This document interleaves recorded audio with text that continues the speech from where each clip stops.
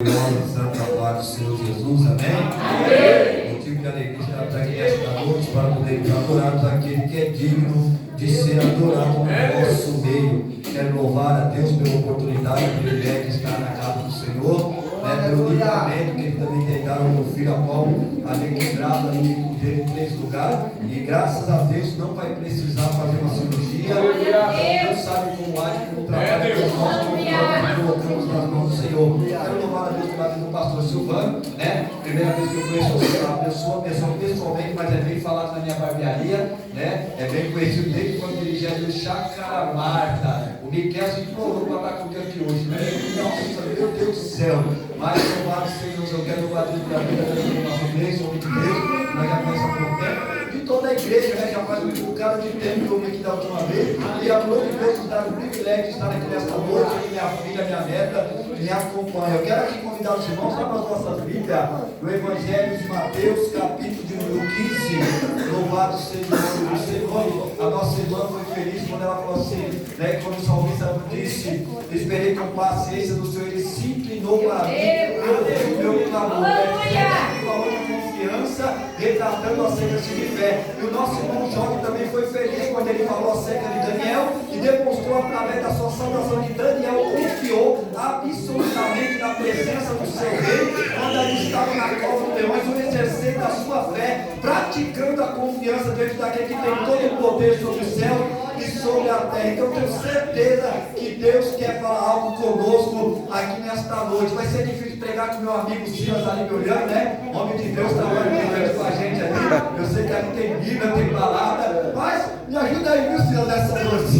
Louvado seja o nome do Senhor. Mateus capítulo 15, esse texto também faz parte de Marcos capítulo 7, 24 e diante, faz parte do louvado do Evangelho Sinótico, mas nós vamos estar lendo aqui no capítulo 15 de Mateus, o tema epígrafe fala acerca da mulher cananeia. Quero ler a partir do versículo 25, irmãos, até o verso número 28, peço que os irmãos me acompanhem. Todos acharam? Amém. Diz assim a palavra do Senhor. Então chegou ela e o adorou, dizendo: Senhor, socorre-me. Ele, porém, respondendo, disse: Não é bom pegar o pão dos filhos e deitá-lo aos cachorrinhos. E ela disse: Sim, Senhor, mas também os cachorrinhos comem das migalhas que caem da mesa do seu Senhor. Então respondeu Jesus e disse-lhe: Ó mulher, grande é a tua fé, seja isso feito para contigo como tu deseja. E desde aquela hora a sua filha ficou? Mete o versículo 28, todo mundo comigo numa só voz, num só coral. Eu vou contar até 3 e nós vamos ler o versículo 28, todo mundo junto. 1, 2, 3. Então respondeu Jesus e disse-lhe: Ó mulher, grande é a tua fé, seja isso feito para contigo como tu desejas. E desde aquela hora a sua filha ficou sã. Louvado seja o nome do Senhor. Diante de uma palavra como essa, qual nós lemos alguns versículos bíblicos nesta noite, e fazemos menção todo mundo junto no versículo 28. Percebe que o verso 28 do capítulo 15 está dizendo: Então respondeu Jesus e disse-lhe: Ó mulher, grande é a tua fé, seja isso feito para contigo como tu desejas. Desde aquela hora a sua filha ficou sã. Quando nós falamos de fé, automaticamente eu poderia aplicar sobre 3 características de uma grande fé nesta noite. A primeira característica de uma grande fé é que uma grande fé ela nasce diante de uma grande necessidade.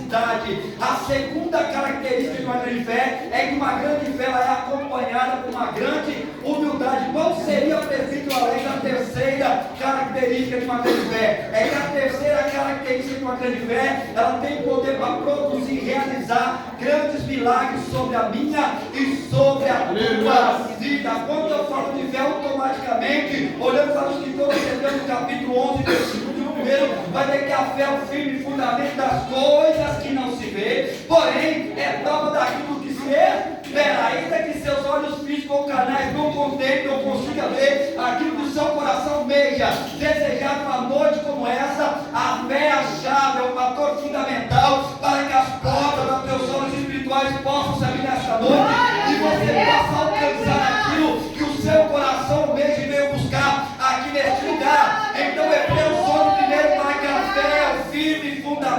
das coisas que não se vê, mas é prova daquilo do que se espera. O mesmo escritor aos Hebreus no capítulo 11, e agora no versículo 6, ele vai falar que sem fé é impossível agradar ao Senhor. Por quê? Porque é necessário que aquele ou aquela que se aproxime diante de Deus numa noite como essa, creia que Ele ainda existe e é garantido daquele que o busca. Quando eu falo de fé, eu vou para o Antigo Testamento, diversas, vou fazer referência, mas eu quero citar Abacuque, capítulo 2, versículo 4, parte B. Abacuque dos profetas menor, que era visto como um sentinela na torre de vigia, que ele preveu futuramente o que iria acontecer com a nação judaica, quando eles seriam castigados pelo povo caldeu. Porém, toda vez querendo questionar a Deus através de algumas perguntas, este mesmo profeta, no capítulo 2, versículo 4, vai ver que o justo, ele viverá da fé. Mas convoco para o Novo Testamento, Romanos capítulo 1, e versículo 17, o apóstolo Paulo diz que o justo viverá da fé. O mesmo apóstolo Paulo, no capítulo 3 de Gálatas, e o versículo 11, ele vai tornar a dizer que o justo, ele viverá da fé. Mas quando eu volto para o livro de Hebreus, capítulo 10, aleluia, e o versículo 38, os escritores você vai falar que o justo viverá da fé. Ele está fazendo uma alusão àquilo que Abacuque havia dito no Antigo Testamento, mas ele vai acrescentar algumas coisas. Ele vai que o justo viverá da fé, mas se ele recuar, desistir, retroceder, voltar para trás, a minha alma, diz o Senhor, não terá mais prazer nele. Não é tempo de você desistir, não é tempo de você, aleluia, retroceder. glória a Deus,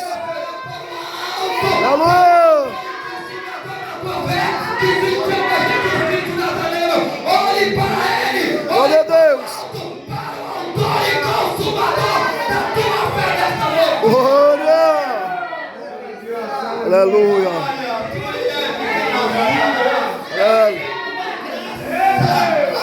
aleluia a Deus, Presença do Espírito de Deus pairando aqui hoje nesta noite. santo Deus, Hebreus 10, então, que o justo viverá da. Mas se ele pensar em parar, desistir, retroceder, aleluia, voltar para trás, olha o que ele fala: minha alma não tem prazer nele.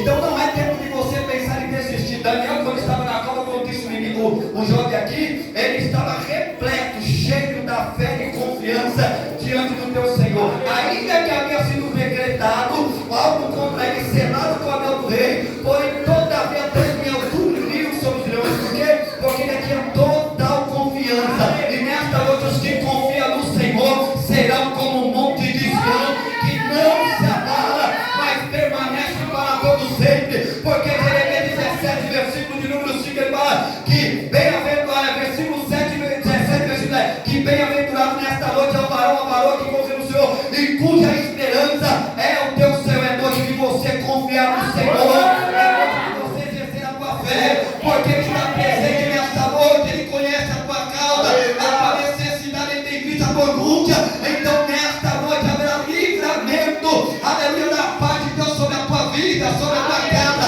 sobre a tua família, diz o Senhor. Glória.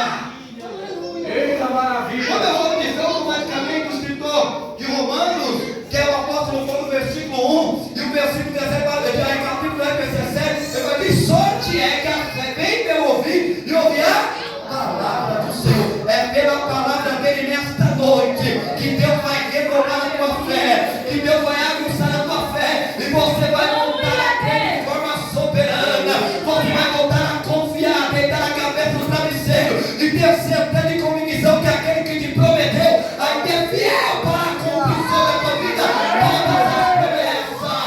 Ei, a de sorte é que a fé vem pelo ouvir a aleluia, nesta noite que a sua fé vai ser renovada. É pela palavra nesta noite que Deus vai agir de forma soberana sobre o teu coração neste lugar. aleluia, Eu posso citar Marcos capítulo 10, versículo 52. O texto de Marcos fala de um cego que estava perdido na beira do caminho sobre a cidade de Jericó. Quando Jesus mandou que fosse e o chamasse para me ter com ele, Jesus pegou: o que queres que eu te fale? Eu quero ver. Jesus,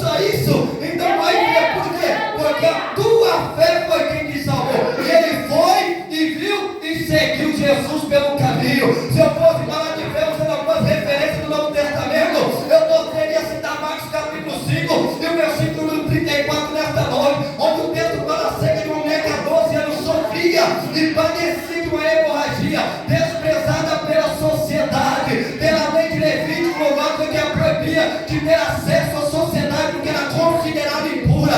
O texto fala que ela rompe a multidão, ela toca nas horas da veste dele e disse que ele tinha certeza e convicção que um simples toque traria a cura da qual a alma dela precisava e almejava. Jesus para, perguntou quem te toca. Os discípulos sempre pegam uma luz, mas alguém te tocou hoje, a multidão te aperta. Jesus falou, não, Pedrão, alguém tocou em mim de forma diferente, porque de mim esta noite saiu virtude, saiu poder, aleluia. O texto fala que ele é tremendo, se prostrou diante dele e confessou tudo. Naquele momento, oh, filha, aquela que nem nome tinha, aquela desprezada pela sociedade, dizendo, oh, filha, foi a tua fé quem te salvou. Vai, Pai, e ser curada. Peço que meu Deus está determinando pela palavra. Vai em paz nesta noite.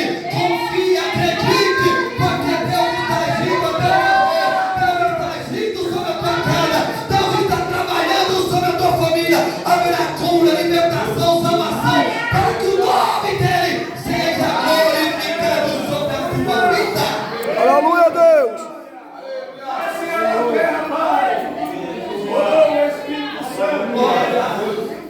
Marcos 5,36, Jairo, um dos principais chefes da sinagoga, quando disseram para ele, não incomode mais o mestre. Por quê? Porque tua filha está morta.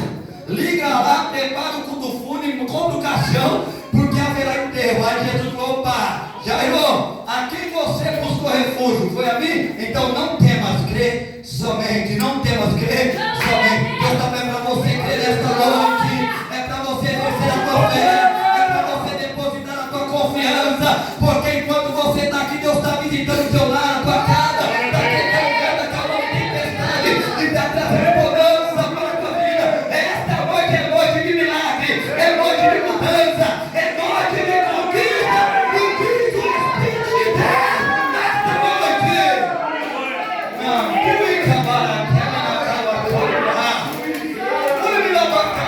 Deus vai mudar a história desta igreja. Deus vai agir de forma sobrenatural. Haverá derramamento de trono espiritual. Haverá cura, sinais, prodígios e maravilha de Espírito Santo. Esta noite é o meu coração.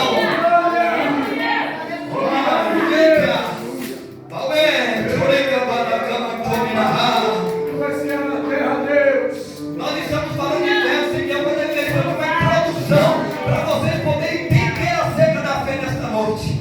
Mas como nós olhamos para o texto de Mateus capítulo 15, o texto sugerido começa dizendo, e partiu Jesus dali, e foi para as partes de Tiro e de Sidom, e saíra daquela cercania uma mulher cananeia, que clamou dizendo, Senhor, filho de Davi, tem misericórdia de mim, que a minha filha está miseravelmente endemoniada.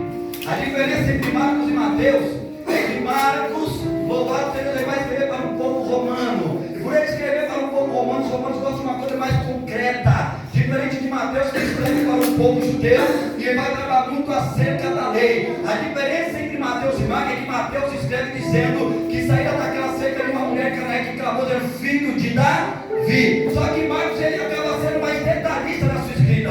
Quando você vai para Marcos capítulo 7, 24 ao versículo de número 30, Marcos vai dizer assim, ó, que estando Jesus em casa, não queria que ninguém soubesse. Por quê? Porque às vezes Jesus se retirava do meio da multidão para ter um particular maior com o Pai. Mas ouvindo ela que Jesus estava em casa, entrou pelas portas, aflito, desesperado, se atirou aos seus pés e rogou para que ele socorresse a sua filha, que estava possessa por uma legião de demônio. Por que que Marcos acaba sendo mais detalhista? Porque Marcos agora ele vai narrar da seguinte forma dizendo que essa mulher é de filho fenícia, essa mulher era grega, essa mulher era gentílica, essa mulher era uma mulher pagã, ou seja, ela não tinha sangue judaico circulando pelas suas veias. Mas percebe que Mateus, ele fala que ela fala que saindo, o louvado daquela cena, ele clamou uma mulher dizendo filho de Davi, sendo ela de filho fenício não, sendo ela grega, sendo ela gentílica, sendo ela pagã, mesmo não tendo sangue judaico, ela reconhece que ele é o Cristo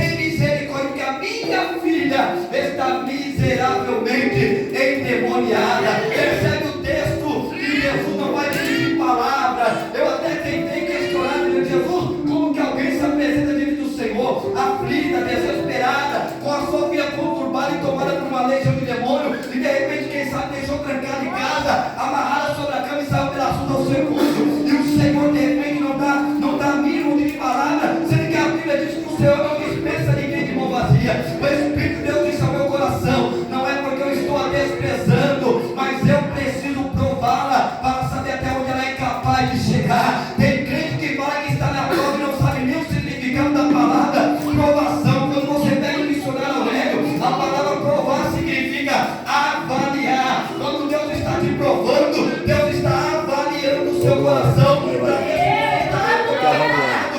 ver se avaliando. como Deus prometeu para a sua vida. Eu vou dar um exemplo. Suponhamos que o pastor Silvano levanta amanhã na manhã de segunda-feira, por volta de 5 horas, pega o trem, de repente ele resolve descer na Lapa. Quem sabe ele vai para a Lapa de cima, ele coloca os currículos na mão, ele vai ter algumas agências, vai deixar o seu currículo. Por quê? Porque o pastor Silvano deseja um trabalho, uma porta de emprego, para continuar a sua vida, sustentando a sua família, pagar as suas contas. De repente o pastor Silvano deixou o seu currículo, veio embora da casa, e quem sabe ele está lá sentado no sofá, ou ajudando a sua esposa com as tarefas, e cantando o hino 291 da harpa, onde cruz se erigiu. Aí de repente o telefone vai tocar. Quando o telefone tocar, alguém da agência vai perguntar: é o seu Silvano que está comprando? Sim, sou eu. Por quê? É porque de acordo com o seu currículo que você deixou aqui na empresa, nós fizemos uma avaliação, e de acordo com o seu currículo você se encaixa nas normas que a empresa tem para te oferecer. Porque dentro do currículo do pastor Silvano provavelmente vai ter qual foi o último trabalho, qual foi o último salário, a escolaridade, quantos cursos ele adquiriu ao longo do tempo. Então, olhando para o currículo, fazendo uma avaliação, ele vai ser aprovado pelaquela empresa. O telefone tocou, ele atendeu e disse: olha, você foi aprovado e a vaga de emprego hoje é sua. Ou seja, quando Deus está aprovando, Deus está avaliando, Deus está dizendo esta noite, ainda esta semana, o telefone celestial vai tocar e alguém vai ser aprovado, alguém vai ser avaliado por Deus. Então prepara o teu coração, porque a janela do céu vai se abrir e haverá resposta sobre a tua vida, sobre a tua casa, sobre a tua família. Se você está sendo aprovado, mantenha-se na posição, porque Deus só prova que Ele quer que seja avaliado, e preparado para receber aquilo da qual Ele tem para dar nas tuas mãos. Aleluia, Deus. Rei da glória. Peraí, Senhor, você vai desprezar essa mulher? Não, eu estou provando para ver até onde ela é apta e capaz de chegar. Ou seja, eu estou avaliando o coração desta mãe. Talvez ela está realmente preparada para receber o que ela veio buscar. Você está entendendo por que Deus está te provando? É porque Deus está avaliando o seu coração, a sua vida, o seu dia a dia, para ver se você está preparado para receber de antemão aquilo que Deus já preparou para te entregar. Aleluia. Neste ano. Então, olhando para o texto, percebe que saída daquela seca de uma mulher cananeia, que ela pode ter um filho de dar, e tem misericórdia que a minha filha miserável naquele demoniado.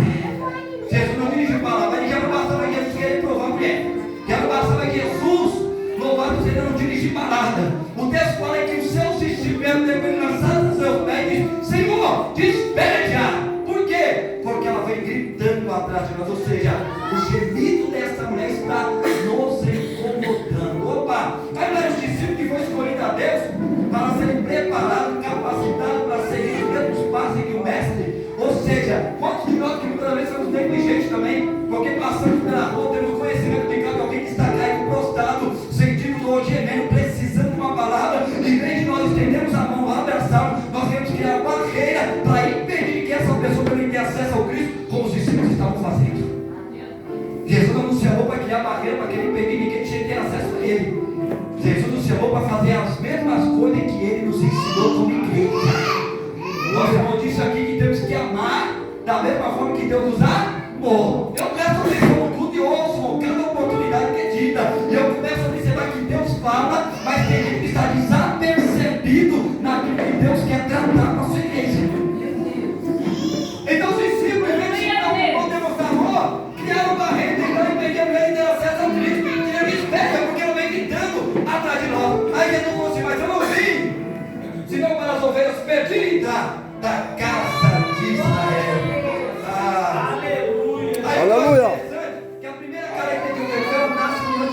necessidade. Foi o que eu disse, não foi?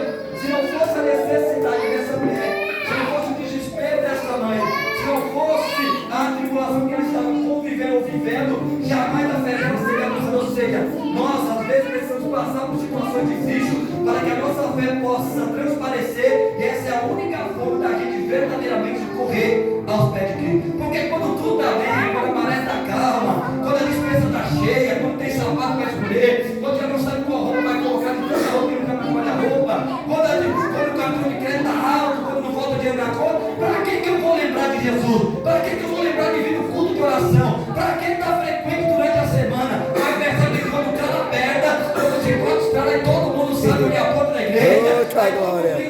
Aleluia. Ô glória. Porque nós só lembramos de Deus no momento mais difícil. Aleluia. É porque tem crente que tem que ser provado até o último. Porque só se ele aprender a se manter nos pés de Cristo. Glória a Deus. Eu vou por nome de muitos Maravilha, Jesus. que você lê livro, eu amei, porque eu amo o livro. E eu amo um dos maiores historiadores e respeitados da antiguidade. Em um dos seus livros, dentro de alguma das suas frases, ele vai dizer assim: precisamos passar por ventos e tempestade para se desprender do ramo podre, da auto-independência e voltarmos a semearmos a confiança diante da pessoa bendita de Jesus Cristo. Aleluia. Vou repetir, para você guardar no seu coração. Olha o que Multi vai falar. Precisamos passar por ventos e tempestade. Para quê? Para se desprender do ramo podre, da auto-independência. Porque tem gente que depende do teu salário, depende do teu cartão de crédito, depende do teu carro, depende dos amigos da em volta, mas não aprendeu a ser dependente de Cristo. Jeremias 17, versículo 5, ele diz que maldito é o homem que confia no homem, vai apagar o teu braço e apaga o coração do Senhor. Quando Jeremias se lê, ele não está dizendo que maldito é a pessoa que confia na outra, ele está dizendo que eu não posso confiar no pastor Silvano, porque a Bíblia não é contraditória, porque se ela fosse contraditória, eu não diria lá em Provérbios, louvado que tem a Bíblia mais chegada do teu irmão. Então percebe que a Bíblia não está em contradição. Quando Jeremias disse o capítulo 17, versículo, que maldito é o homem que confia no homem, vai apagar o teu braço, mas que maldito é aquele que confia na tua própria força. Maldito é aquele que confia em si próprio. Maldito é aquele que confia no seu dinheiro, na tua posição, no seu requisito, naquilo que Deus possui numa vida como essa. Porque Jeremias 17, esse homem vai ter que enganar o teu coração mais do que toda coisa e pegar ele quem é que conhecer lá. Aí eu repito o versículo 5, capítulo 17, mas bem-aventurado o varão, a varoa, que confia no seu, cuja esperança é Deus seu. Eita glória. É nele que você deve, aleluia, confiar nessa noite, porque Multi foi feliz quando disse que precisamos passar por ventos e tempestade para se desprender do ramo podre, da auto-independência e voltarmos a semearmos a confiança diante da pessoa bendita. Aleluia, glória a Deus. É nele que você deve confiar todo o tempo, independente de quem você é, o que você possui ou conquistou nesta vida. É nele a quem você deve confiar a todo o tempo. Aleluia. Agora o versículo 25, interessante, quando Jesus foi, não disse não para a ovelha perdida na casa de Israel, o versículo diz: então chegou ela e o adorou, dizendo: Senhor, glória. Ó, então chegou ela e o adorou, dizendo: Senhor, só pode. Segunda característica de uma grande fé é que uma grande fé, eu disse que era comparada a uma grande humildade, tem que ser humilde o suficiente numa noite como essa para reconhecer que você não é nada, mas Ele continua sendo tudo. Vou dar um exemplo de humildade. Mateus capítulo 8, o texto fala que Jesus está descendo do monte, mas abaixo do monte tem um leproso esperando Jesus descer. O leproso tem conhecimento de causa quem é Jesus, mas ele sabe que a lei dos levíticos também proíbe de ter acesso à sociedade, porque ele é considerado impuro. Um leproso naquela época precisa andar com cintos pendurados, com roupas de pano de saco, e muitas vezes que ele está de longe, o leproso para que a pessoa se distanciasse e ele pudesse passar, porque onde ele tocava era considerado impuro, teria que passar por um ritual de purificação. Mas a humildade desse leproso é tão grande, tamanha a humildade que ele carrega, que quando Jesus desce do monte, percebe que as pessoas estão dizendo como uma barreira para que ele possa ter acesso ao Cristo, mas a fé dele é tão aguçada, ele olha tão para frente, porque percebe que quando ele se aproxima, a primeira coisa que ele faz, cai de joelho. Por quê? Porque ele se prostrou e o adorou. Sabe o que é uma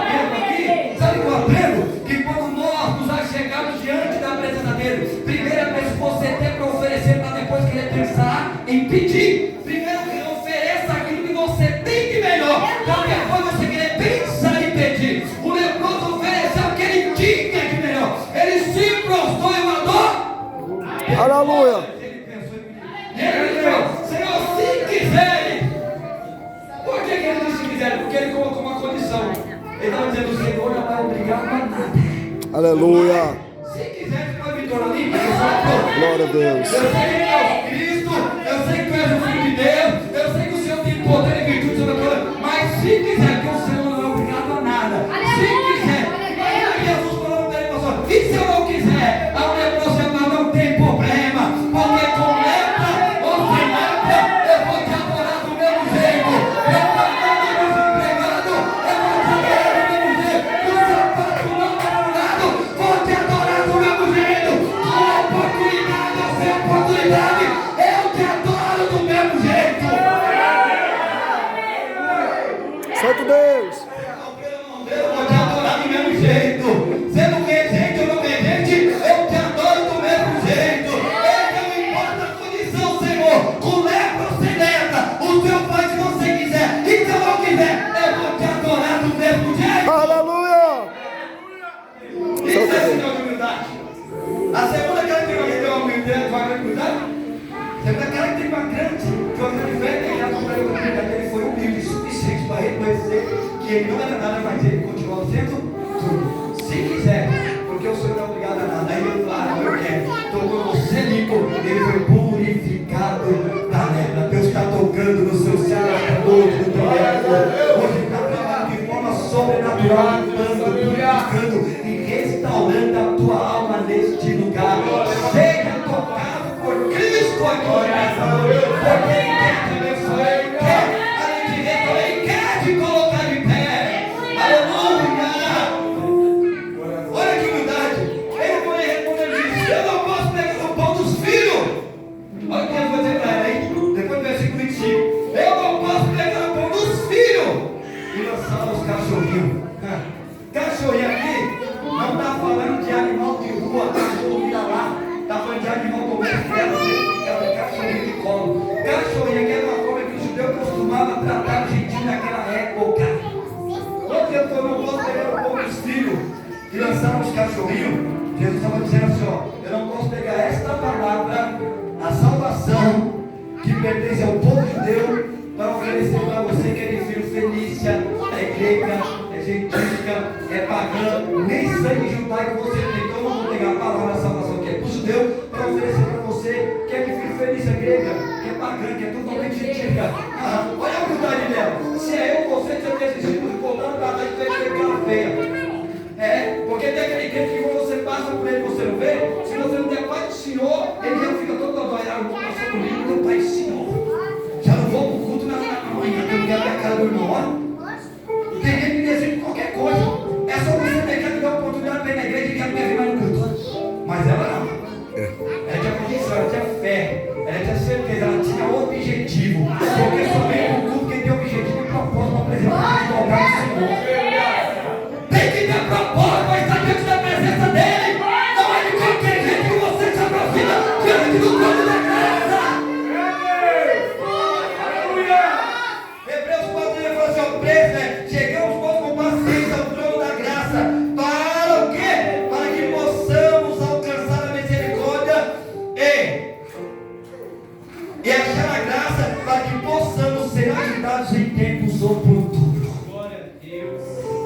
Aqui tem que ter propósito. Se você não tem propósito, já vem vão. Você trocar as coisas aqui só por vir, só para jogar tudo, você não vai receber nada. Mas quem tem propósito, quem tem objetivo, o que veio não retroceder, não desistir, não voltar para trás, é porque eu tinha objetivo. Qual era? Ver a vida liberta pelo poder do nome de Jesus. Aleluia. Eu poderia estar aqui nesta noite com tantas tempestades, mas o Senhor vou. Porque o Senhor tem compromisso com a tua palavra. Eu tenho uma palavra, eu vou estar lá para dizer que o Senhor é bom. Glória a Deus.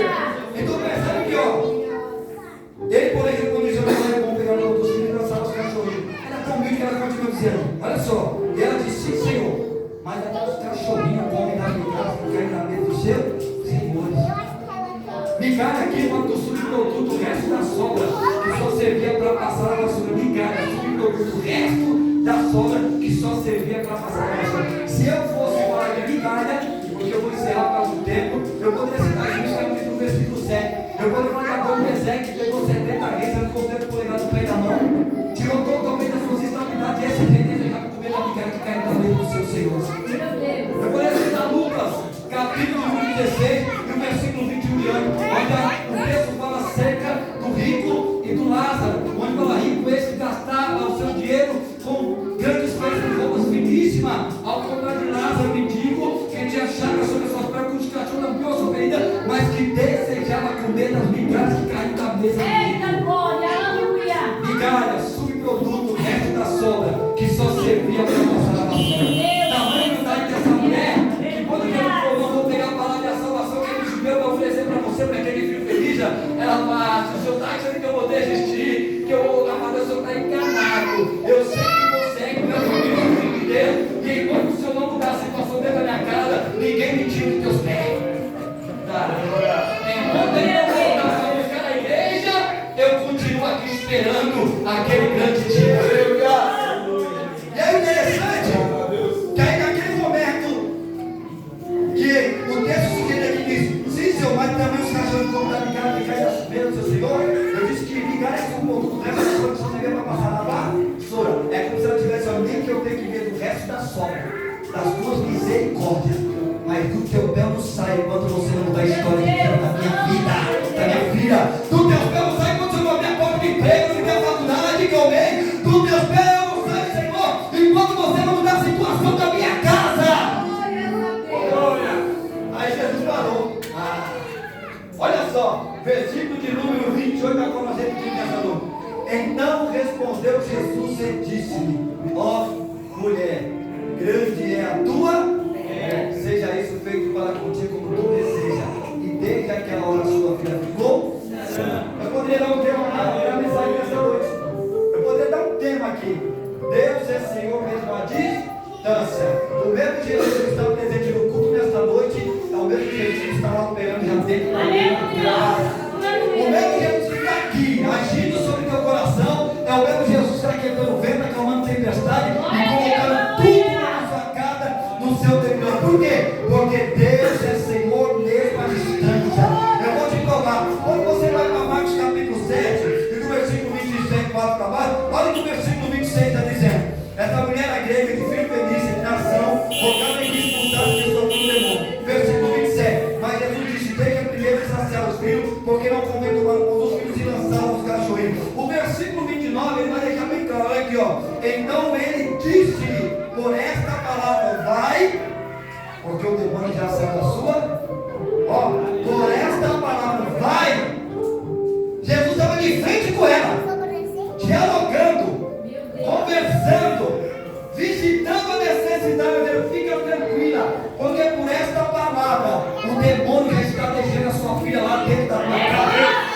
Por esta palavra nesta noite, Jesus está dizendo, pode ir paz nesta noite, aqui é tudo oração, porque nesta noite eu não estou no lugar. Deus está visitando o esposo, o filho, está quietando o vento, está acabando de verdade, e ele vai fazer milagre exagerado, porque o nome dele seja glorificado sobre a tua vida. Por esta palavra, vai, porque o demônio já saiu da tua filha. Jesus está dizendo nesta noite, por esta palavra, pode ir paz para a tua casa, porque o milagre já está sendo gerado lá dentro, para que o nome dele seja glorificado sobre a tua vida. Então respondeu Jesus e disse-lhe, ó mulher, grande é a tua fé, seja isso feito para contigo como tu deseja. O que eu acho interessante, que não há distinção entre judeus e gentios. Por quê? Porque todos são pecadores e precisam do Salvador. E de acordo com os 35 milagres registrados nos 4 evangelhos, 4 deles teve participação direta com mulheres. A ressurreição de Lázaro, a ressurreição do filho da viúva, a cura da sogra de Pedro e a libertação da jovem possessa, que é a filha dessa mulher que está inserido nesse texto. E o que eu acho interessante, que a terceira característica da fé é que a grande fé ela realiza, ela faz grandes milagres acontecer sobre a minha e sobre a tua vida. E para encerrar, Salmo 37, versículo 4, vai dizer, deleita-te também no Senhor, porque não sou eu o presbítero,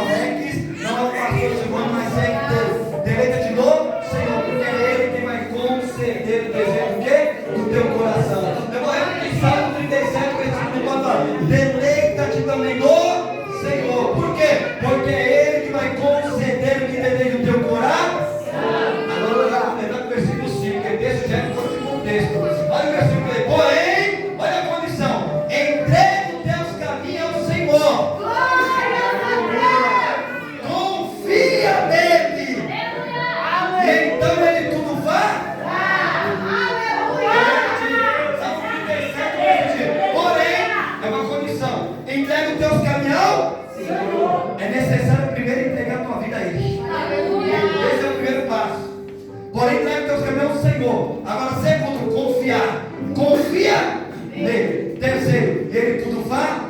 Depois que você entregar a sua vida por completo, aprender a confiar, aí ele vai fazer o milagre em você. Enquanto você não se decidir entregar a sua vida, enquanto você não aprender a confiar, ele não vai fazer acontecer. Mas porém a condição, entrega o teu caminho ao Senhor, confia nele e ele tudo fará.